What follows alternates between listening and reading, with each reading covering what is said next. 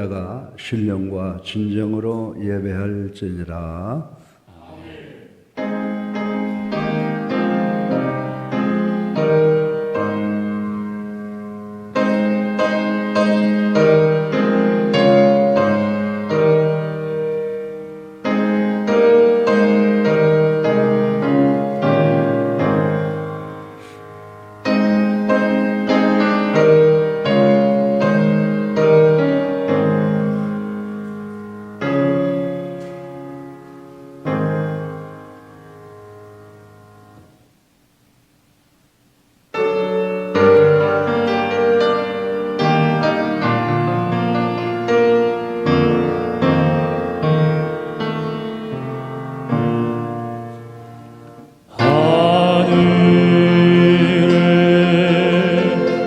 계신 아버지 이름 거룩하사 주님 나라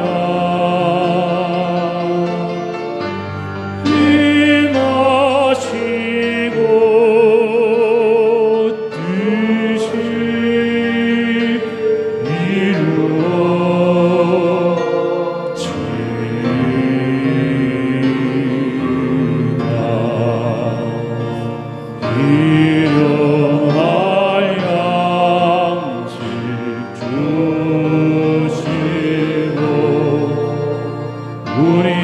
우리들의 큰 죄 다 용서하옵시고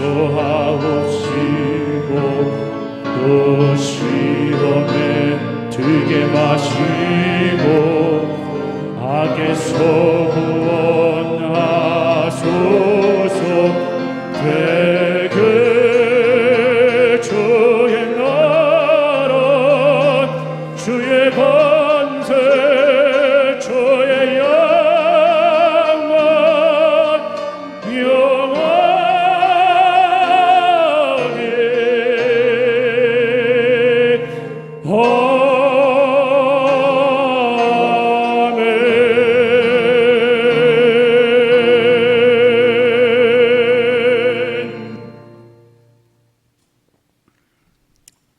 내 부모를 공경하라. 그리하면 내 하나님 여호와가 내게 준 땅에서 내 생명이 길리라. 내 아들아, 내 아비의 훈계를 들으며 내 어미의 법을 떠나지 말라. 이는 내 머리에 아름다운 관이요 내 목에 금사슬이니라. 너를 낳은 아비에게 청정하고 내 늙은 어미를 경히 여기지 말지니라. 내 부모를 즐겁게 하며 너를 낳은 어미를 기쁘게 하라. 자녀들아, 너희 부모를 주 안에서 순종하라. 이것이 옳으니라. 내 아버지와 어머니를 공경하라. 이것은 약속이 있는 첫 계명이니 이로써 내가 잘되고 땅에서 장수하리라. 아멘.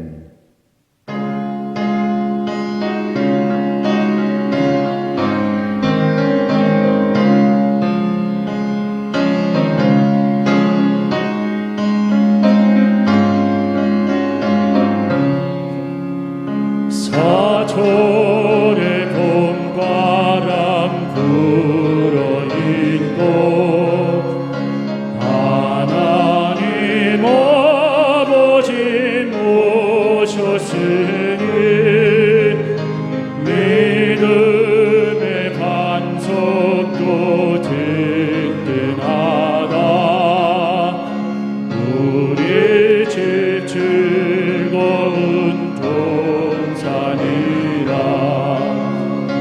고마워라 임마누엘. 예수만 섬기는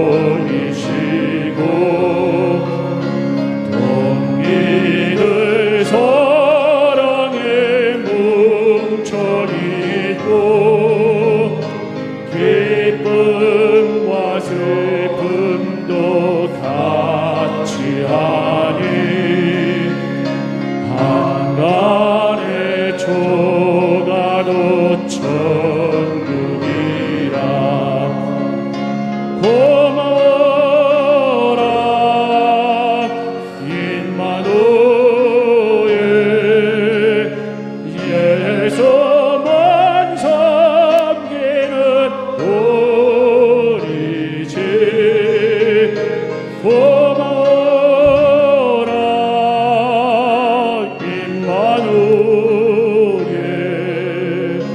복되고 즐거운 하루하루 아침과 저녁에 수고하여 다같이 일하는 온 식구가 안장에 둘러서 먹고 나서 여기가 우리의 아버니라 고마워라 임마누엘 예수만 섬기는 우리 집 고마워라 임마누엘 복되고 즐거운 하루하루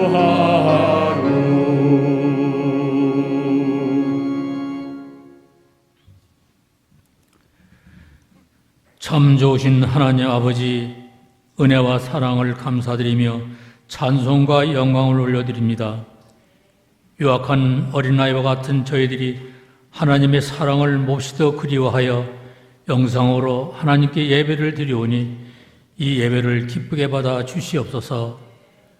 사랑이 많으신 하나님 아버지, 저희들은 하나님의 자녀라고 칭함을 받으면서도 하나님을 아버지로 잘 모시지 아니하고 섬기지 못했던 죄인들입니다.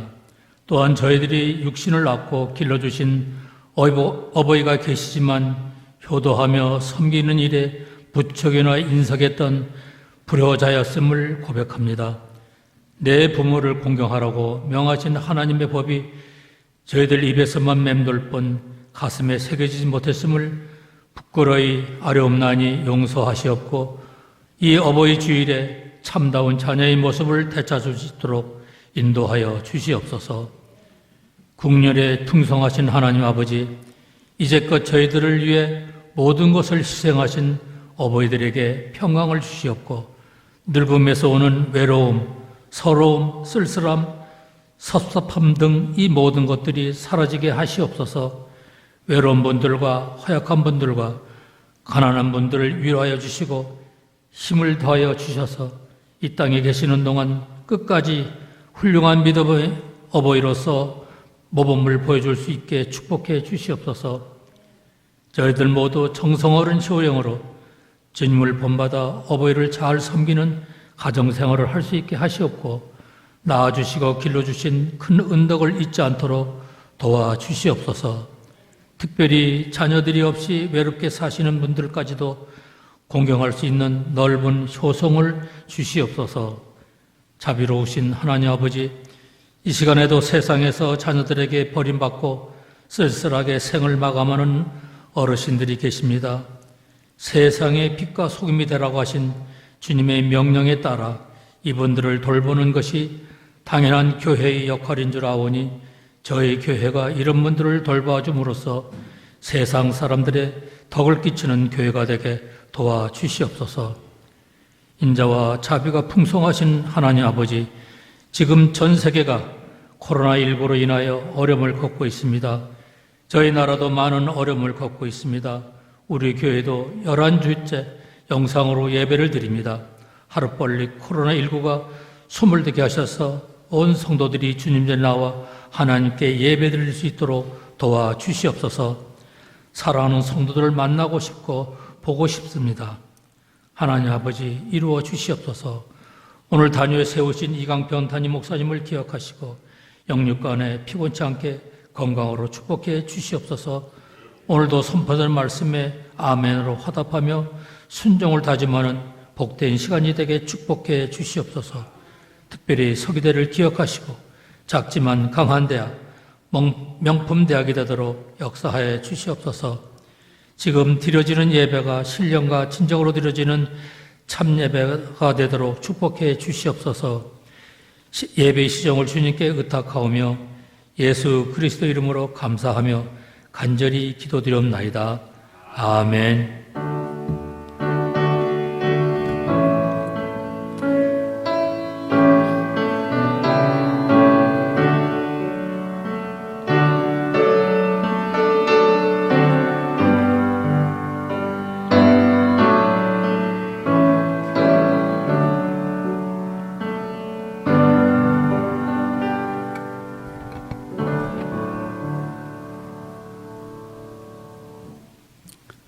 할렐루야. 반갑습니다. 오늘도 주일 예배를 영상으로 드리고 있습니다. 우리가 항상 세상 만사가 다 그렇지만 우리 마음대로 되는 게 없어요. 늘 조심하고 아주 보수적으로 생각을 하는 것이 우리에게 참 유익하다 이렇게 생각을 합니다. 그럼에도 불구하고 며칠 전까지만 해도 이 땅에서 코로나19가 완전히 사라지는 것 같은 그런 양상을 띄워서 또 마음을 놓아서 그런지 모르지만 확진자들이 클럽에 다니고 해서 또다시 위험이 엄습해 오는 것을 느끼지 아니할 수가 없습니다. 위정자들이 나라를 잘 다스려야 된다고 생각을 하죠. 우리 국민들도 잘해야 됩니다. 우리 모두가 다 하나님께 간절히 기도하고 이 질병을 퇴치하기 위해서 우리가 해야 될 원리 원칙이 있어요. 다시 말해서 예방을 위한 수칙이라고 하죠. 그걸 철두철미하게 국민들 지켜야지. 철없는 아이들처럼 가고 싶다고 이것저것 다 하고 다니다가 다시 또 이렇게 어려운 지경으로 빠져들어가는 양상이 보여지는데 참으로 유감으로 생각을 합니다. 우리 모두 하나님께 기도하고 당분간 추이를 살펴봐야 됩니다. 이제 학교가 개학을 하게 되면 어떤 현상이 일어나는지 아무도 모릅니다. 우리가 서로 지켜보고 조심해서 이 코로나19가 이 땅에서 사라지는 역사가 일어날 때 그동안 하지 못했던 것 자유롭게 하셔도 돼요. 우리가 그동안에 좀 더 조심하고 더 최선을 다해서 대한민국이 정말 하나님께서 허락해 주셨던 것처럼 이 무서운 질병 퇴치에 있어서 샘플이 되고 모범이 되는 것을 유지할 수 있도록 여러분들 기도하시고 노력해 주시기 바랍니다. 우리 교회는 오늘까지 영상으로 드리고 다음 주일부터는 사회적 거리 두기를 완벽하게 실행하면서 소극적으로 대면 예배를 드리겠습니다. 예배를 9시, 11시로 나누어서 예배를 드릴 텐데 준비가 많습니다. 교회에서는 각 성도님들께 참여자의 명단을 받아서 사회적 거리 두기를 두고 그렇게 해서 완벽히 이 코로나19 바이러스가 우리 주변을 떠날 때까지 우리는 최선을 다할 겁니다. 여러분들 협조해 주셔서 우리 교회 한 사람도 불행한 일을 당하지 않도록 기도하고 노력하는 우리가 되어주기를 간곡히 부탁을 드립니다. 교회 소식란 여러분들 주보를 보면은 거기 다 나와 있습니다. 오늘은 특별히 5월은 가정의 달인데 어버이날로 저희들 정하고 있습니다.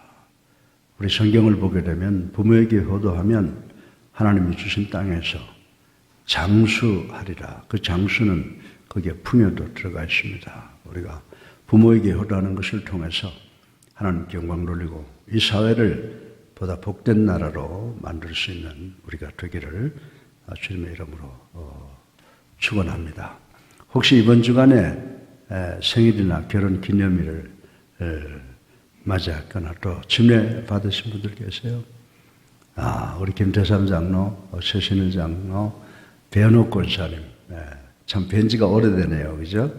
우리 다 같이 떨어져 있지만 이분들 축하하고 또 우리 모든 이 영상 예배를 드린 분들을 환영하고 축복하는 찬송 우리 다 같이 부르시겠습니다.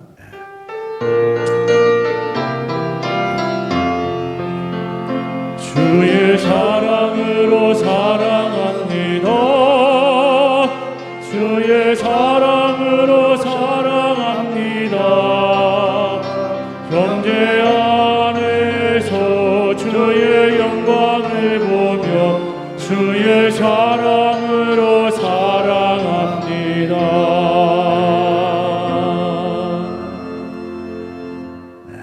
이제 우리 다 같이 찬송가 143장 2절 하시면서 성찬에 참여하시겠습니다. 네.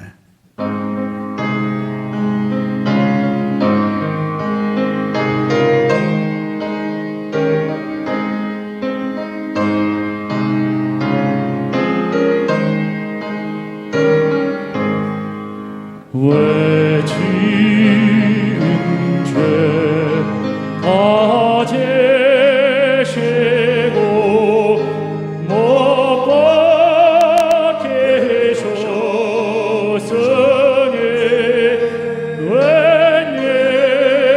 웬일인가 왜냐는가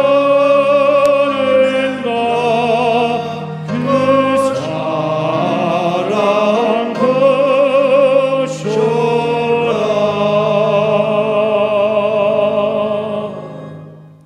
전능하사 천지를 만드신 하나님 아버지를 내가 믿사오며 그 외아들 우리 주 예수 그리스도를 믿사오니 이는 성령으로 잉태하사 동정녀 마리아에게 나시고 본디오 빌라도에게 고난을 받으사 십자가에 못 박혀 죽으시고 장사한 지 사흘 만에 죽은 자 가운데서 다시 살아나시며 하늘에 오르사 전능하신 하나님 우편에 앉아 계시다가 저리로서 산 자와 죽은 자를 심판하러 오시리라. 성령을 믿사오며 거룩한 공회와 성도가 서로 교통하는 것과 죄를 사하여 주시는 것과 몸이 다시 사는 것과 영원히 사는 것을 믿사옵나이다. 아멘. 살아계셔서 우리의 삶을 주관하시는 만복의 근원이 되신 아버지 하나님, 찬양과 영광과 존귀를 올립니다. 하나님 자녀답게 살겠다고 결단하고 또 결단하지만 생각과 말과 행동으로 많은 죄를 저질렀습니다. 아버지 앞에 이 죄를 회개하오니 저희들의 죄를 용납해 주셔서 하나님과 우리 사이를 가로막고 있는 모든 죄악의 담을 다 허물어버리는 역사가 일어나게 하시고 갈보리 언덕 주님의 십자가의 공로 물과 피로 저희들의 죄를 다 씻어주신 것 진정으로 감사를 드립니다. 아버지 하나님, 오늘 우리가 주님의 살을 기념하고 주님의 피를 기념하는 성찬 예식 시간입니다. 이 시간 이 떡과 잔을 통해서 주님의 살과 피를 기념하는 것을 통해서 주님의 대속의 은총과 성령의 임재의 은총과 예수 그리스도의 재림의 은총을 믿고 깨닫고 간절히 수행하며 기다리는 제들 되게 하여 주시옵소서. 이제 이 떡과 잔을 들어 축사드리오니 이 떡과 잔을 거룩되게 구별시켜 주셔서 이 떡과 잔에 참여하는 모든 심령들로 하여금 그리스도와 함께 죽고 그리스도와 함께 부활하는 재미 있게 도와주셨기를 예수 그리스도 이름으로 간절히 축사드리옵나이다. 아멘.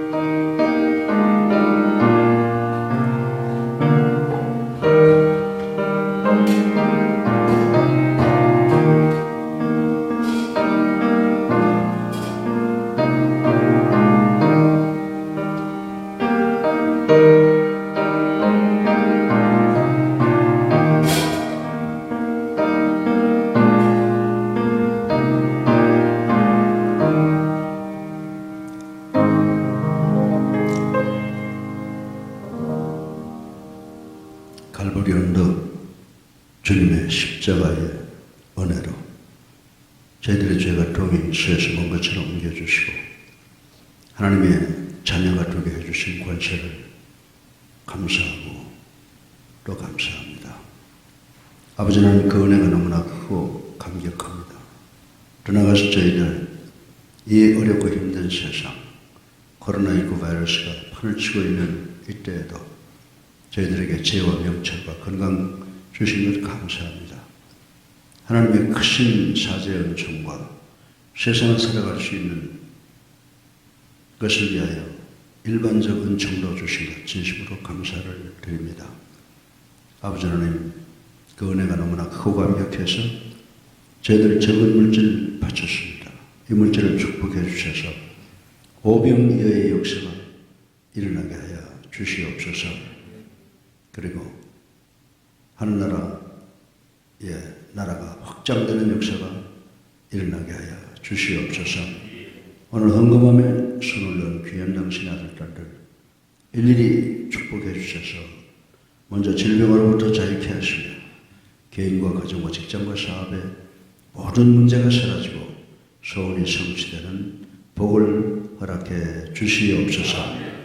예수 그리스도 이름으로 감사하며 기도드려서옵나이다. 아멘.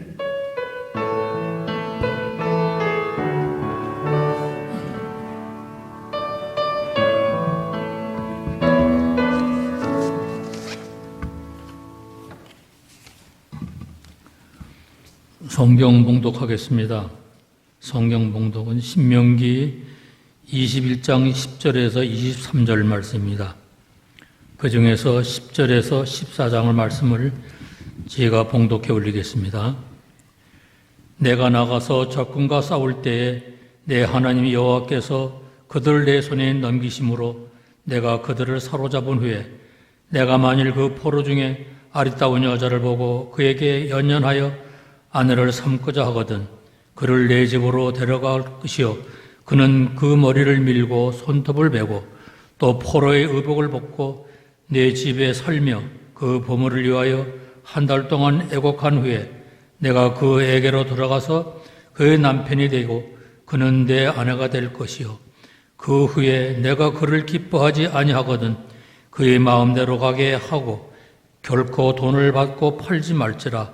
내가 그를 욕보였은즉 종으로 여기지 말지니라. 아멘.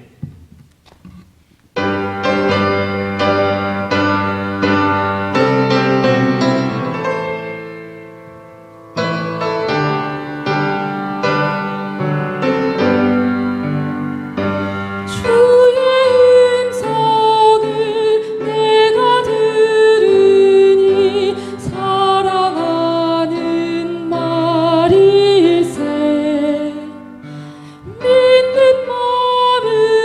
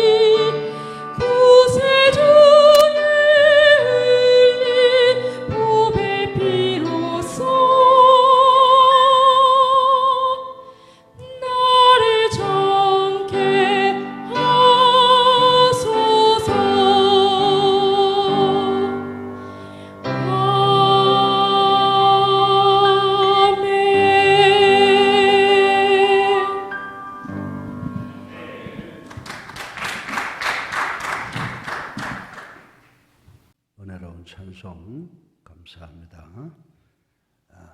우리 다 같이 하나님을 사랑하시면 아멘 하십시다.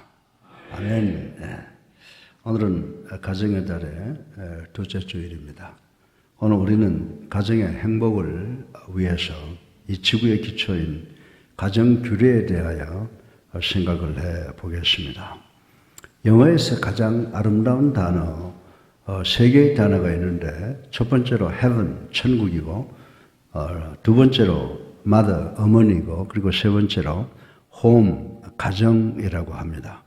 이 세상은 전쟁터와 같습니다. 그래서 가정이 없는 사람은 전투 중 부대에서 휴가를 갖지 못하는 사람과 같다라고 말씀을 드릴 수가 있습니다. 가정에서는 집이 필요한데 집이 있다고 해서 가정이 이루어지는 것은 아닙니다. 집은 물질이며 가정은 정신입니다.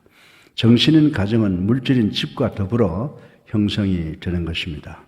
가정이란 하나님으로부터 사랑을 받는 사람들이 그 사랑을 교환하는 삶의 현장입니다. 때문에 칼빈은 진정한 의미에서의 가정은 작은 교회라고 명명을 하고 있습니다.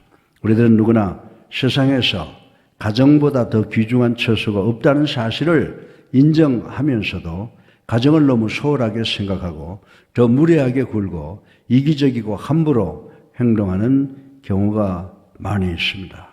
그러나 밖에서는 또 모든 사람에게 친절하게 하고 인격적으로 대하면서도 가정에 와서 서로에 대해 너무 함부로 대하는 사람들이 많이 있다라고 하는 것입니다. 가정은 인류의 마지노선입니다. 가정이 무너질 때 인류는 멸망한다고 하는 것입니다. 먼저 우린 가정 안에서 누구나 아내를 맞이할 때 인품과 성품, 즉 내적 미를 보는 것이 성공적인 결혼 생활의 비결이라고 하는 것 우리 잘 알고 있습니다. 우리 잠언 31장 30절을 보면요, 이런 말씀이 있습니다. 고운 것도 거짓되고 아름다운 것도 헛되나 오직 여호와를 경외하는 여자는 칭찬을 받을 것이니라. 아멘. 그런데 우리가 신명기 24장 1절로 내려가 보면요, 포로 중에 아름다운 여자를 보고 아내를 삼았다가 후에 그에게 실망하게 되면 그의 마음대로 가게 하라 라고 하는 말씀이 기록되어 있습니다. 이 말씀의 의미는 아내로부터 수치되는 일이 발견될 경우에 한해서 이혼 증서를 주어 가게 하라는 이스라엘 여인에 대한 이혼법에 비해 훨씬 자유로운 규정이라고 하는 것을 알 수가 있습니다. 아무튼 그의 마음대로 가게 하라는 말의 현대적 의미는 바로 이혼을 이야기하고 있습니다. 그러면 왜 이스라엘 남자들이 그렇게 연연했던 여인과 행복한 결혼을 유지하지 못하고 이혼하게 되었습니까? 그 이유는 본문 11절에 보면 남자가 여자의 외모에만 관심을 두었기 때문입니다. 이 현상은 오늘날 젊은이들이 배우자의 외적 조건에만 관심을 두는 것과 같습니다. 참으로 배우자의 아름다움이나 소유, 지위에만 집착하게 되면 그 결혼은 오래 지속될 수가 없는 것입니다.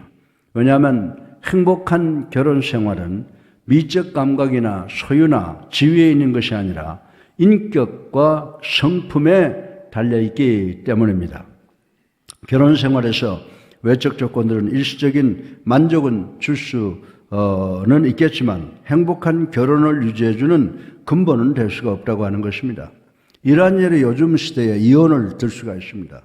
모 일간지에서 조사한 통계를 보면 2020년 현재 우리나라 전체 이혼율은 약 33%, 그러니까 세 쌍 중에 한 쌍 정도는 이혼을 한다는 것입니다.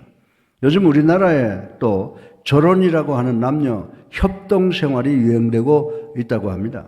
65세 이상의 부부가 남편이 정년 퇴임을 하고 나면 한 집에 동거는 하는데 부부로서의 권한과 의무는 전혀 없이 재산도 반으로 나누고 남남으로 살아가는 형태가 늘어간답니다.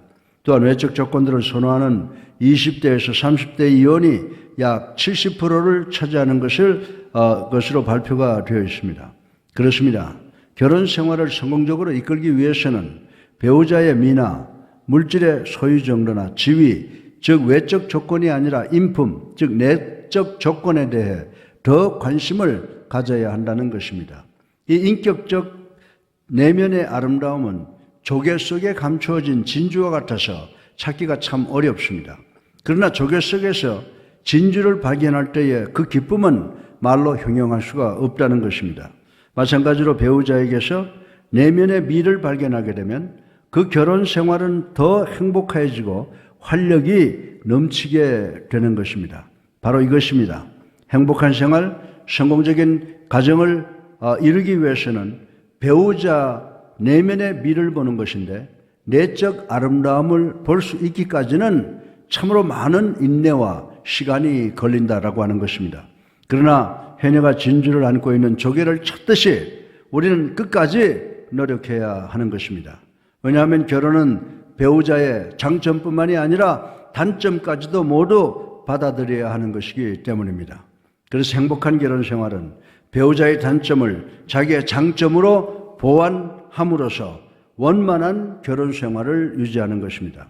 그러므로 사랑하는 성도 여러분, 배우자의 숨은 진주를 찾기 위해서 최선을 다하시기 바랍니다.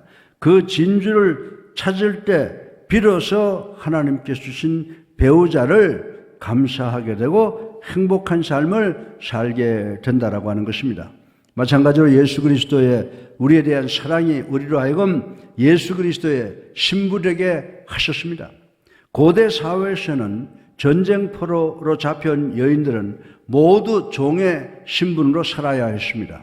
그러나 그 주인이 그 종을 사랑하여 아내로 삼으면 종의 신분을 벗고 주인의 신부가 되어 자유인으로서의 권리를 갖게 되었는데, 여종이 이 권리를 갖게 되는 것은 여종의 능력과 미모와 자격이 아니라 전적으로 주인의 사랑에 달린 것이라고 성경은 우리들에게 가르쳐주고 있습니다.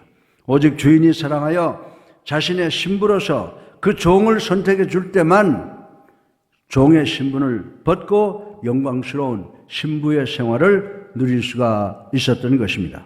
여기서 전쟁포로 된 이방 여인의 운명을 영적으로 볼 때 이방 여인들은 죄의 포로 된 우리 인생들과 비교할 수가 있다고 생각을 합니다.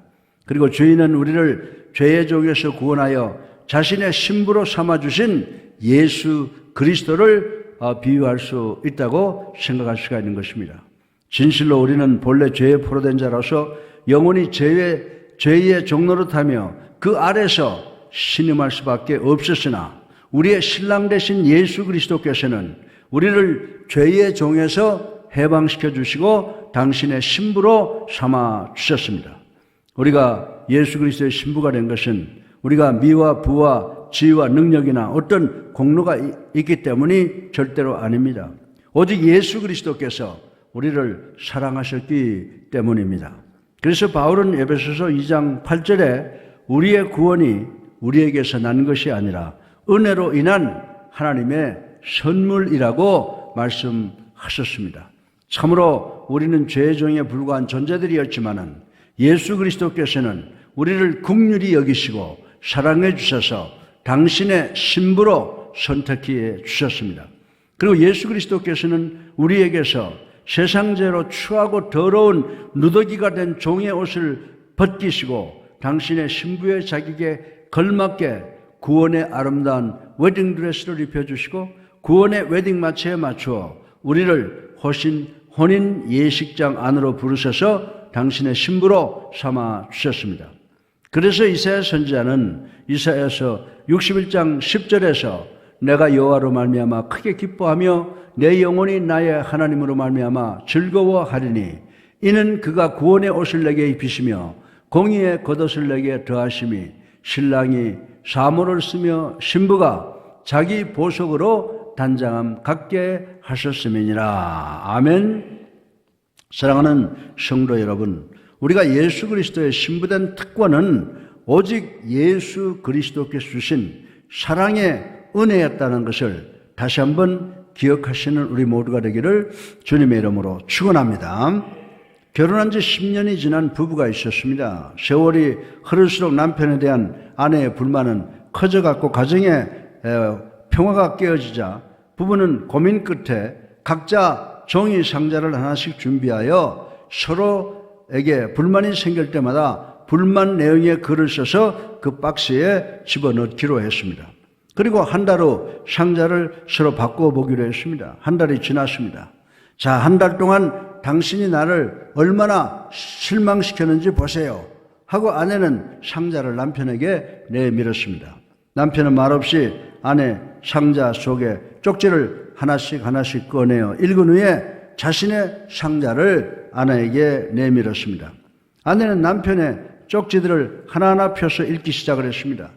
그런데 남편이 쓴 쪽지에는 하나같이 그래도 나는 당신을 사랑해요 라고 쓰여 있었다고 하는 것입니다. 사랑하는 성도 여러분, 그래도 내가 너를 사랑한다 라고 말씀하시는 이 하나님의 사랑이 없었다면 어찌 우리가 하나님 앞에 설 수 있겠습니까? 하나님이 여러분과 나를 포함한 우리를 사랑하신 것처럼 내 곁에 누군가를 그래도 사랑해야 되는 것이 우리 그리스도인들의 사명인 줄로 믿으시기를 주님의 이름으로 축원합니다. 사랑하는 성도 여러분, 여러분은 그리스도의 신부로서 오직 신랑이신 예수 그리스도를 전심으로 사랑하며 섬기며 그분을 위해 남은 인생을 사시는 우리 모두가 되기를 주님의 이름으로 축원합니다. 그리고 우리는 가정 안에서 그리스도의 참 신부가 되기 위해서 옛사람을 벗어버려야 합니다.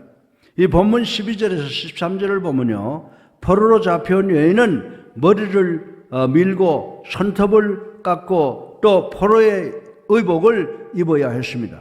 이는 하나님의 백성인 이스라엘 사람과 결혼하기 위해서 자기가 가지고 있던 이방의 옛 습관과 옛 풍습, 그리고 자기가 섬겼던 우상까지도 모두 버리고 정결한 마음으로 변화되어야 한다고 하는 중요한 의미가 깃들어 있다라고 하는 것입니다.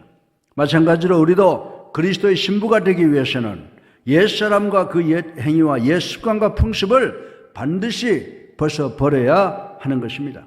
그래서 바울 사도는 골로새서 3장 10절을 통해서 옛사람과 그 행위를 버리고 창조의 형상을 쫓아 지식에까지 새롭게 하심을 받은 새 사람을 입으라고 권면한 것을 우리는 읽어볼 수가 있습니다. 이것은 우리가 그리스도의 신부가 되기 위해서 우리의 생각과 행실 그리고 가치관에 이르기까지 우리의 모든 것이 God-centered, 하나님의 중심으로 변화되어야 된다라고 하는 교훈을 주고 있는 것입니다.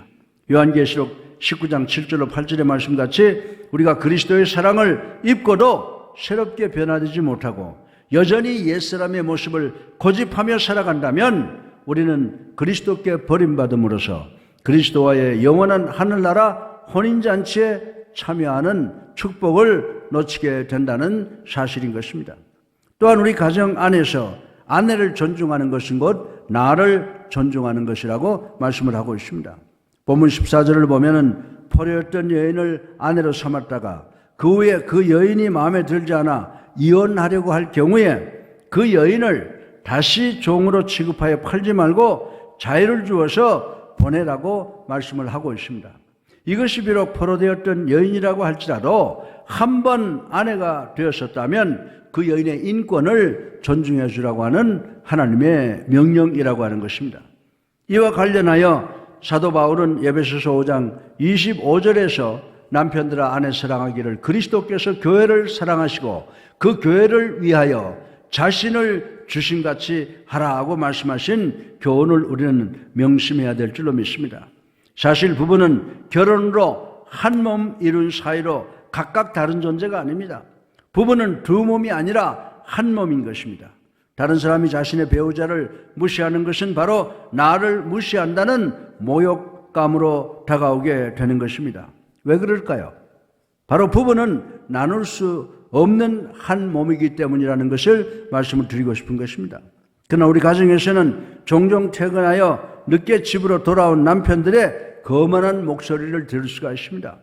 밥상을 차려오는 아내에게 눈을 밑으로 척 깔고 아는, 묵자, 자자 라고 하는 이 세 마디 말로만 그 가정을 이끌어 나가는 독선적인 독재자 남편들이 자리 잡고 있는 가정이 꽤 많이 있다는 것을 우리는 알 수가 있습니다. 이런 말들은 남편들이 가정에서 왕처럼 군림하면서 아내들을 종부리듯 하는 말투라고 말씀을 드릴 수가 있습니다. 그러나 남편들이 아내를 종 취급하면 자신 역시 왕이 아니라 그 가정의 종의 남편일 수밖에 없다는 사실인 것입니다. 반면에 아내는 가정에서 남편에게 존중받을 때 진정한 왕비가 되는 것입니다. 따라서 남편들은 아내를 존중하는 것과 사랑하기를 자기를 존중하고 사랑하듯 해야 하며 깨어지기 쉬운 그릇을 다루듯이 아껴야 할 것이라고 성경은 가르쳐주고 있습니다. 마가복음 10장 8절에 보면 그 둘이 한 몸이 될지니라 이러한즉 이제 둘이 아니요 한 몸이니 라고 말씀을 했습니다. 사랑하는 성도 여러분, 주님께서는 종과 같은 우리를 사랑하사 아무런 조건 없이 당신의 신부로 삼아 주셨습니다. 그러므로 이제 우리는 우리의 신랑이신 예수 그리스도를 만나기 이전에 추하고 더러운 옛 사람의 모습을 벗어버리고 그리스도의 신부로서 새 사람의 모습으로 아름답게 살아가는 우리 예수랑 교회 성도와 가정이 되시기를 주님의 이름으로 축원합니다. 둘째로 가정 안에서 맏아들의 상속권에 관한 규례를 볼 수가 있습니다. 생각해 보겠습니다. 이 맏아들이란 첫째라고 하는 말입니다. 그리고 맏이라고 할 때는 하나가 아니고 여럿이라고 말하는 말입니다. 분명히 하나님 아들은 예수 그리스도 한 분뿐입니다. 그런데 맏아들이라고 하고 있습니다. 이 의미는 둘째, 셋째 주르르 달려 있다는 것입니다. 그런데 하나님께서 그 한 분밖에 계시지 않는 맏아들을 세상에 보내셨습니다. 왜입니까? 하나님께서는 예수님으로 하여금 당신의 많은 형제를 만들어 많은 아들을 영광의 자리, 즉 구원으로 천국으로 인도하게 하고자 하신 의도가 있었다고 하는 것입니다. 그런데 재미있는 것은 어떻게 영광으로 인도하느냐 하면 예수 그리스도의 갈보리 십자가의 고난으로 말미암아 영광에 들어오게 한다는 것입니다. 그러면 예수님께서 맏아들로 이 세상에 오신 이유가 답변이 됩니다. 예수님께서 형제들 당신의 백성들을 당신의 죽음으로써 즉 십자가로 만들어낸다는 의미가 되는 것입니다. 먼저 우리는 다 하나님의 장자입니다. 본문을 보면 부모는 어떠한 상황에서도 장자의 권리를 지켜주어 그에게 돌아갈 합당한 기업을 주라고 했습니다. 우리나라에서도 마찬가지였지만 고대 이스라엘 사회에서 장자는 매우 큰 특권을 가지고 있었습니다.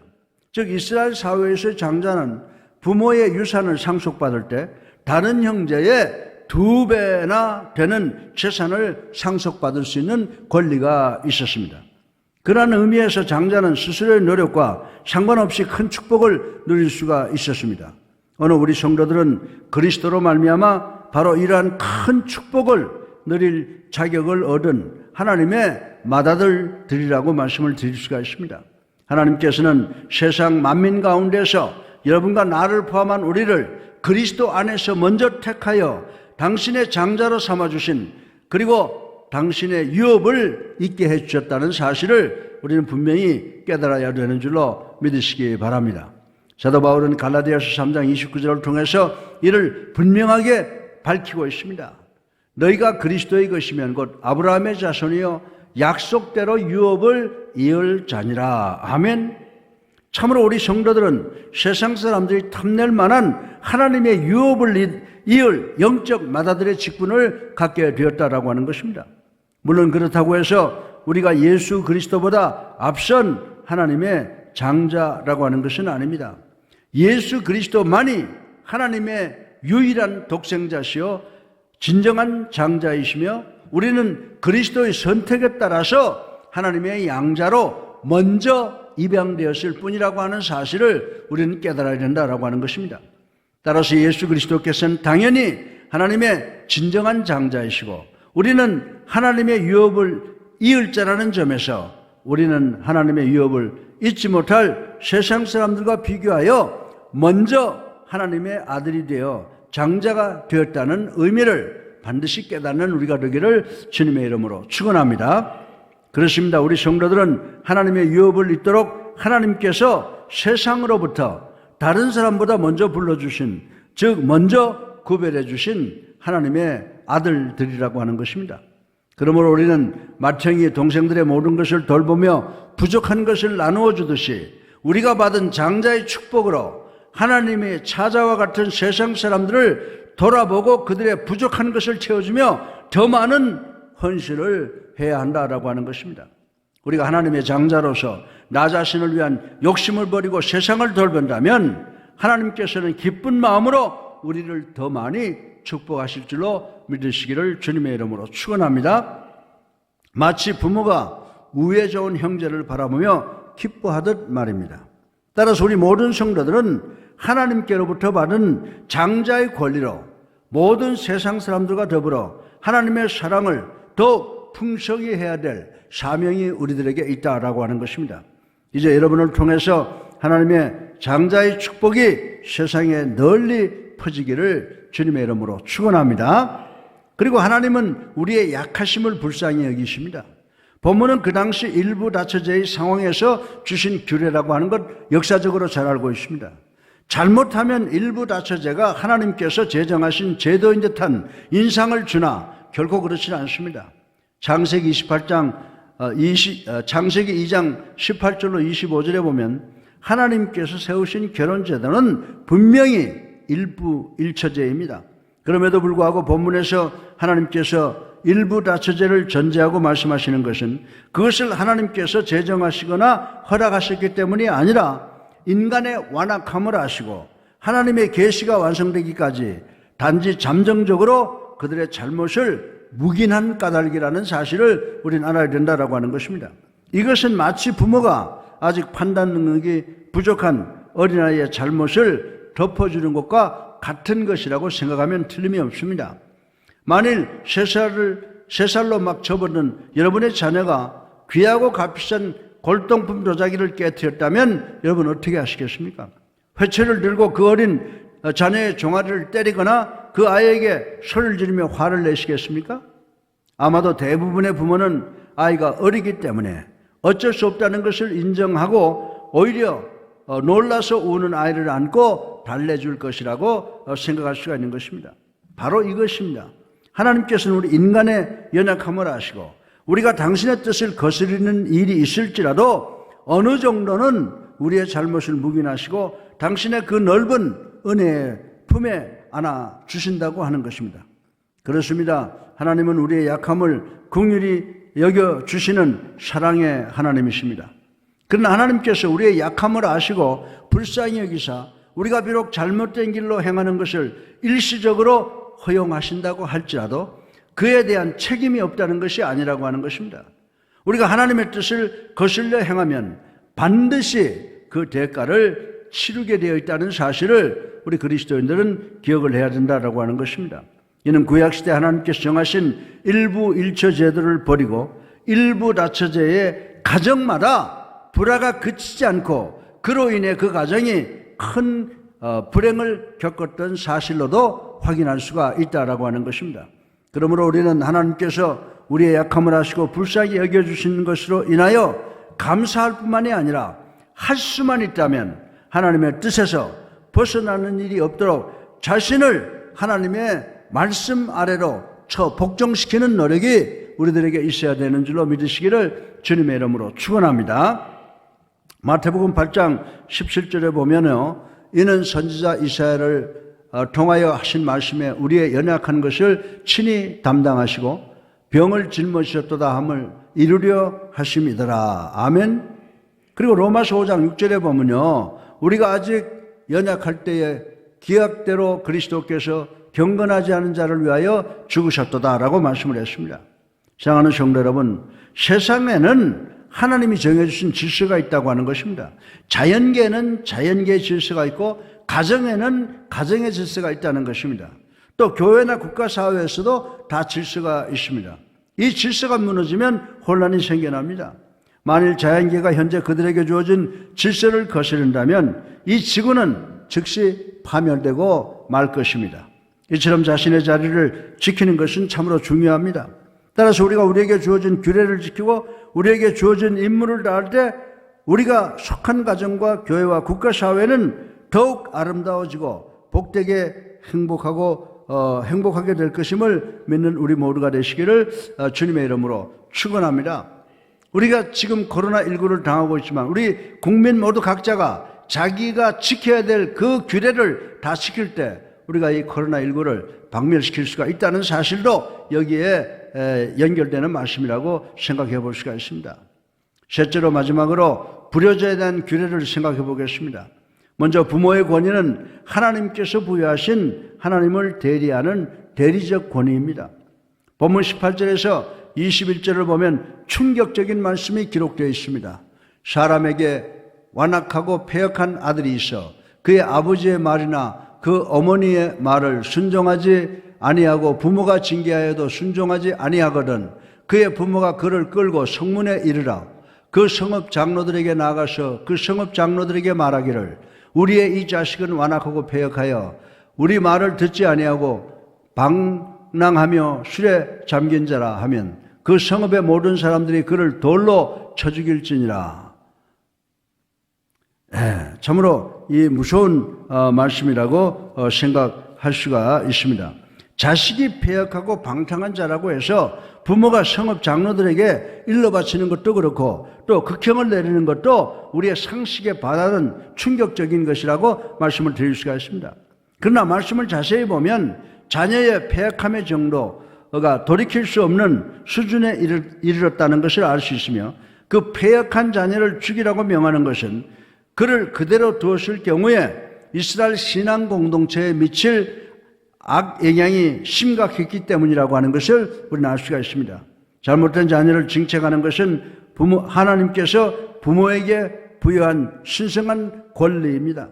그런데 부모의 말에 불순종하고 또 징계마저 거부한다는 것은 한마디로 부모의 권위를 인정하지 않겠다는 것이며 더 나아가서는 부모에게 권위를 부여하신 하나님의 권위마저도 인정하지 않겠다라고 하는 것입니다. 부모의 권위는 모든 권위 중에 가장 1차적이고 기본적인 권위인데 그것을 부정하고서는 신앙 공동체가 도저히 유지될 수 없었기에 하나님은 그 패역한 아들을 죽여서라도 이스라엘 중에 악을 제하라고 말씀하신 것입니다. 요즘 부모들의 권위와 공동체, 더 나아가서는 성도의 공동체인 교회의 권위도 상실하는 문제가 심각해져 가고 있음을 부인할 수가 없습니다. 그런데 대부분의 경우에 부모 스스로가 권위를 포기하고 있다고 하는 것입니다. 자녀를 사랑한다는 명분 아래 자녀들이 가정과 학교의 사회에서 잘못해도 징계하지 않으므로 스스로 권위의 상실을 철회하고 있다는 것입니다. 사랑하는 성도 여러분, 가정에서 부모의 권위는 반드시 회복돼야 되는 줄로 믿으시기 바랍니다. 왜냐하면 부모의 권위는 비단 가정의 질서 문제일 뿐만 아니라 국가 사회의 문제이며 궁극적으로 신앙의 문제이기도 하기 때문이라고 하는 것입니다. 자녀가 불순종하도록 방치하는 것은 가정과 직장과 사업과 국가 사회를 망치고 더 나아가서 하나님께 대한 신앙도 팽개치도록 방치하는 것과 같다고 말씀을 하고 있는 것입니다. 분별 없는 애정이 자녀를 망칩니다. 그리스도인들은 엄격하게 부모의 권위를 세우고 그것에 순종하는 틀 속에서 자녀들을 양육해야 할 것입니다. 사랑하는 성도 여러분, 부모의 권위는 하나님께서 부여하신 것인 줄로 믿으시기 바랍니다. 함부로 포기해서도 안 되고 또 남용해서도 안 되는 하나님을 대리하는 대리적 권위라고 하는 사실을 우리는 분명히 기억을 해야 된다라고 하는 것입니다. 그러므로 자녀를 둔 모든 그리스도인들은 하나님이 부여하신 권위를 잘 활용하여 자녀를 순종하도록 가르치며 또 순종의 태도를 내서 진정한 사랑과 애정으로 양육하는 부모님들이 되시기를 주님의 이름으로 축원합니다. 잠언 29장 15절을 보세요. 책짓과 꾸지람이 지혜를 주거늘 임의로 행하게 버려둔 자식은 어미를 욕되게 하느니라. 아멘. 그리고 부모 공경은 인류 제1의 법칙입니다. 본문 18절로 21절을 보면 사람에게 있어서 그 아비나 어미의 말을 순종하지 아니하고 부모가 징책하여도 듣지 아니하는 완악하고 패역한 아들이 있거든 성읍 장로들에게 말하여 그 아들을 돌로 쳐 죽이라고 말씀하고 있습니다. 그런데 사실 아무리 아들이 부모의 속을 썩인다고 해도 그 아들을 돌로 쳐 죽이게 하는 부모들이 과연 얼마나 되겠느냐라고 하는 것입니다. 만약 제가 화가 나서 우리 성호나 해리 집사에게 모진 말을 한다고 해서 그렇게 하겠다고 하는 것입니까? 화가 나니까 하는 것이죠. 말이 그렇단 말이죠. 그런 부모는 100에 하나도 없을 것이라고 생각할 수가 있습니다. 그러므로 이는 하나님께서 정말로 그 아들을 죽기를 바라는 마음으로 하신 말씀이라기보다는 자녀들에게 부모를 공경할 것을 강조하여 잘 가르치라고 하는 말씀인 줄로 믿으시기를 주님의 이름으로 축원합니다.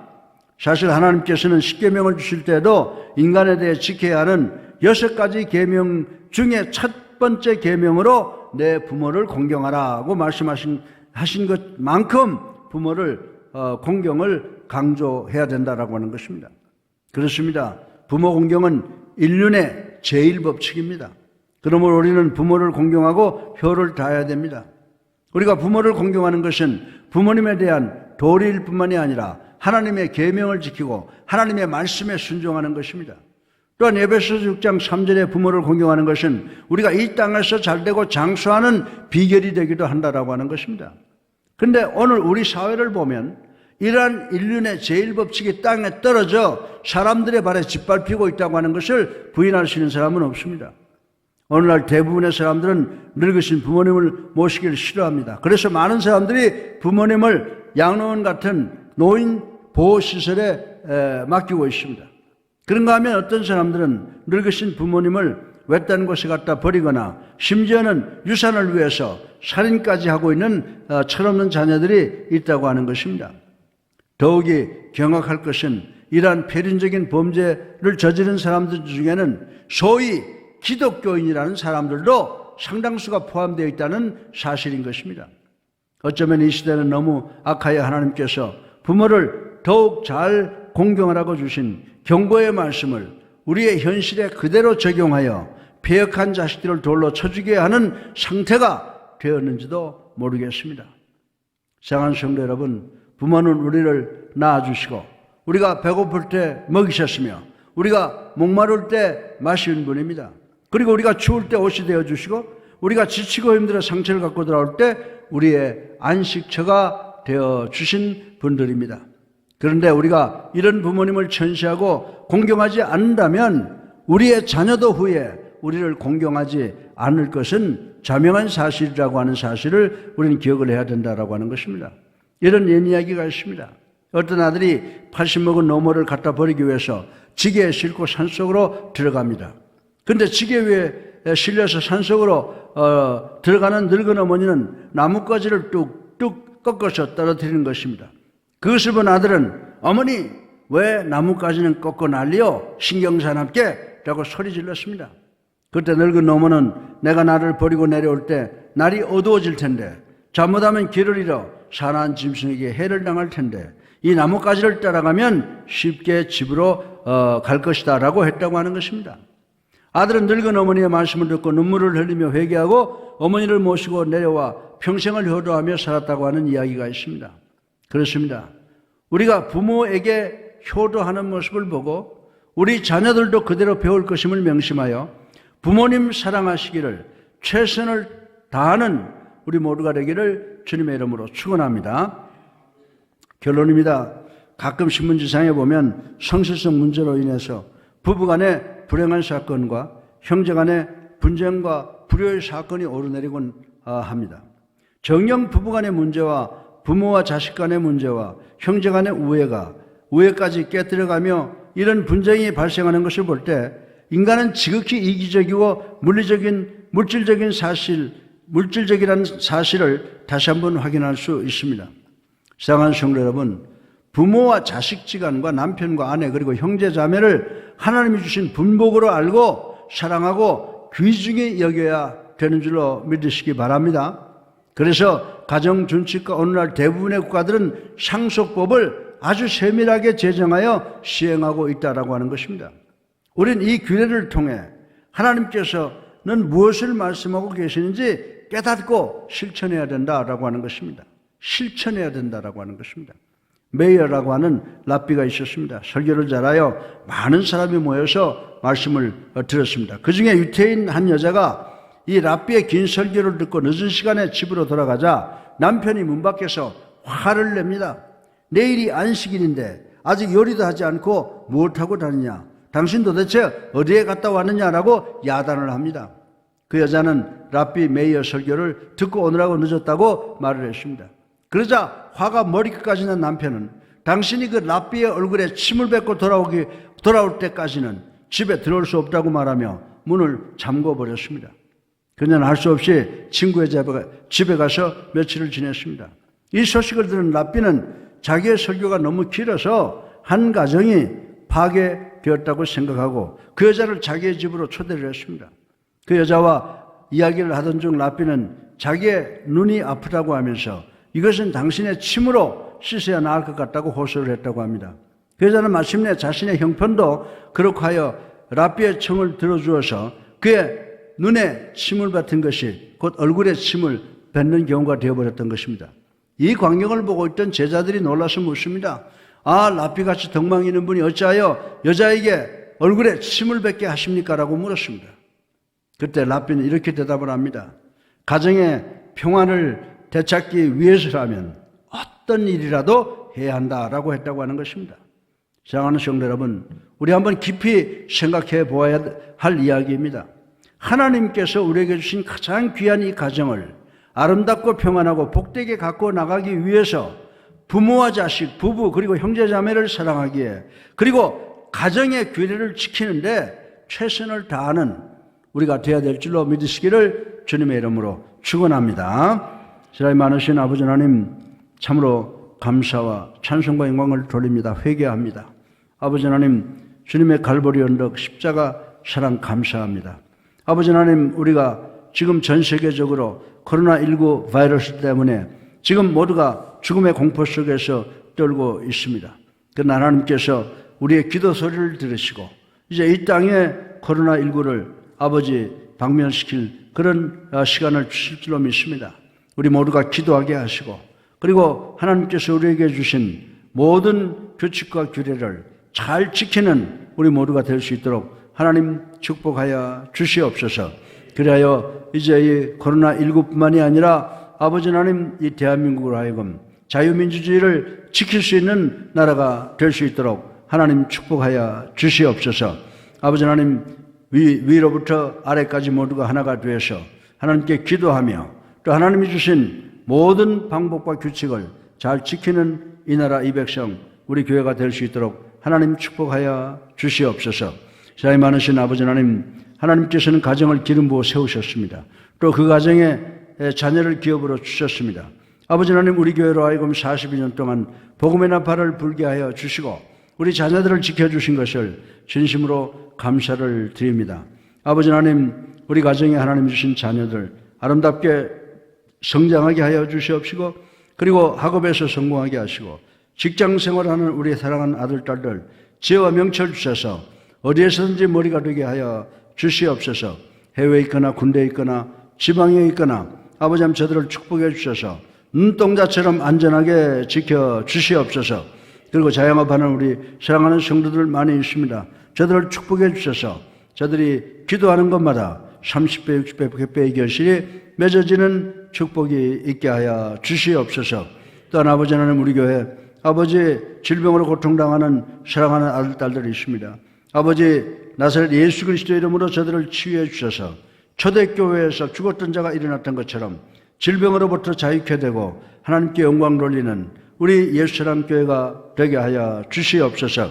아버지 하나님 우리 교회에 좋은 목회자들과 장로, 군사, 집사를 세우셔서 기름 부으시고 저들의 영혼이 잘된 같이 범사가 잘되고 강건할 수 있도록 축복 주신 것 감사합니다.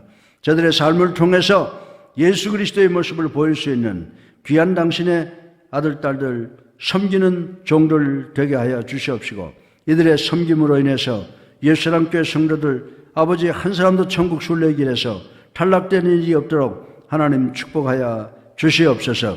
사랑이 많으신 아버지 하나님 우리 교회 선교 교육기관을 주시고 구역과 찬양대, 찬양팀, 앙상블 그리고 많은 교육 프로그램을 주시고 선교사를 세상에 파송할 수 있도록 해주신 것 진심으로 감사를 드립니다. 아버지 하나님 우리들의 노력을 통해서 이 땅에 구원이 완성되는 역사가 일어나게 하여 주시옵시고 예수 그리스도의 재림이 앞당겨지는 역사가 있게 하여 주시옵소서. 또한 우리 교회가 예수 그리스도 재림하실 때까지 남아서 복음을 전하는 교회가 되게 하여 주시옵시고, 아버지 하나님, 또한 우리는 서울기독대학교를 위해서 간절히 기도합니다. 아버지 하나님, 이제 마지막 허들을 벗어나려고 하고 있사오니 나사렛 예수 그리스도의 이름으로 축복해 주셔서 사탄 아버지 7길로 도망가는 역사가 일어나게 하시고, 우리 서울기독대학교라이고 작지만 강한 명문이 되게 하여 주셔서 하나님의 종들을 길러내고 하나님의 진리의 말씀을 아버지 세상에 전하고 모든 사람이 성경으로 돌아오게 하는 환원의 푸른 계절이 다가오도록 도와주시옵소서. 이제 한 주간 동안 살아가는 우리 성도들 하나님께서 함께 하셔서 시온의 대로를 걸어가는 축복이 있게 하여 주시옵시고, 대한민국 코로나19로부터 완전하게 자유케 되는 역사가 있게 하여 주시옵기를 예수 그리스도 이름으로 감사하며 기도드려사옵나이다. 아멘. 할렐루야. 예. 우리 앞뒤 보시고 주변 사람들에게 인사하세요. 예, 사랑합니다. 반갑습니다. 이번 주간에 반드시 승리하시길 바랍니다. 예, 그리 될 줄로 믿습니다. 이제 우리 곧 다음 주일부터는 대면 준비 잘 하셔서 차질 없도록, 그리고 아무 불행한 일 없도록 잘 지켜나가는 대면 예배가 되도록 노력하시기 바랍니다. 이제 우리 다 같이 일어나셔서 초대 찬송 부르고 그리고 축도로 예배 마치겠습니다.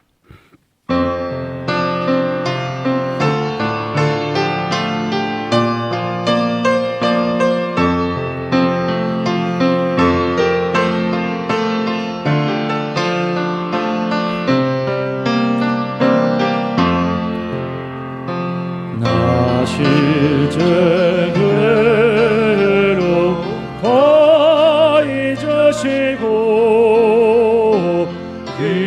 일제의 밤낮으로 애쓰는 마음, 진 자리 마른 자리 갈아뉘시며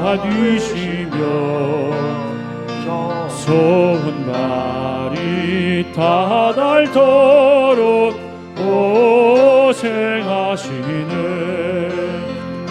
하늘 아래 그것이 넓다 하리요. 어머님의 희생은 아이 없어라.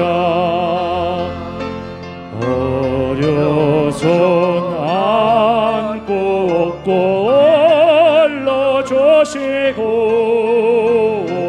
자라선 문기 되어 기다리는 나.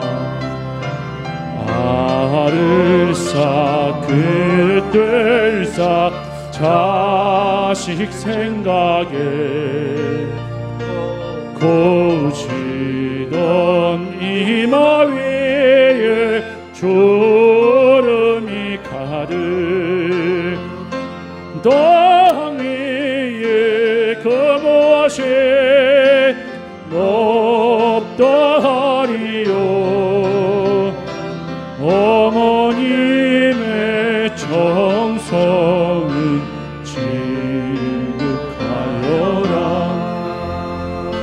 사람의 마음 속엔 온 가지 소원, 어머님의 마음 속엔 오직 한 가지, 아낌없이 일생을 자식 위하여 살과 뼈를 깎아서 바쳐치는 마음, 인간의 그 무엇이 거룩하리요. 어머님의 사랑은 그치없어라.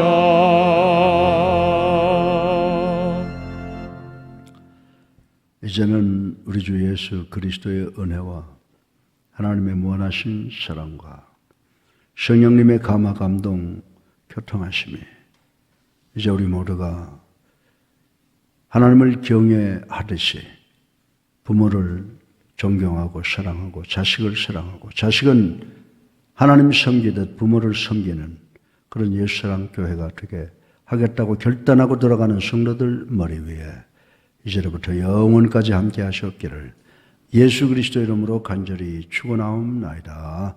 아멘.